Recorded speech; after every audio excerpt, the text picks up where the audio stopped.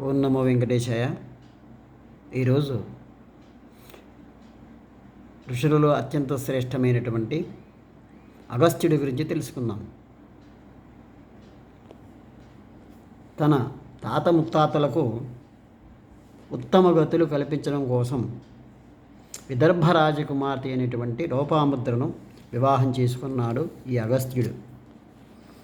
ఇల్వలుడు అనువాడు వాతాపిని మేకగా చేసి వండి అగస్త్యునకు వడ్డించగా,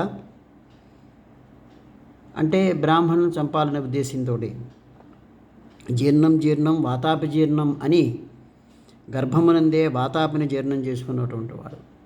అందుకని ఈరోజు కూడా పిల్లలకి అన్నం పెట్టిన తర్వాత జీర్ణం వాతాపి జీర్ణం అని వాళ్ళు తిన్న ఆహారం జీర్ణం కావాలని మనం ఈ పఠిస్తాం. దృఢస్యుడు అనేవాడు ఇతని కుమారుడు. అగస్త్యుడి యొక్క కుమారుడు దృఢస్యుడు.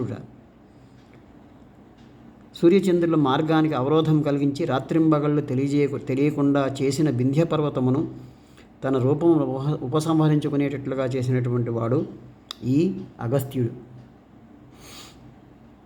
కాలకేయుల నుండి మునులను రక్షించుటకై సముద్ర జలాన్నంతటినీ కూడా దోసిల్లో పట్టి తాగేసినటువంటి మహాశక్తి సంపన్నుడు అగస్త్యుడు. అరణ్యవాస సమయంలో శ్రీరామునికి దివ్య ఖడ్గాల్ని శరాసనాన్ని ఇచ్చినటువంటి వాడు.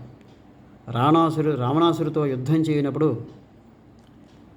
రాముడికి విజయం సంపాదించి పెట్టుటకై ఆదిత్య హృదయం పుణ్యం సర్వశత్రు వినాశనం జియావహం జపే నిత్యం అక్షయం అంటూ ఆదిత్య హృదయాన్ని ఉపదేశించినటువంటి అతి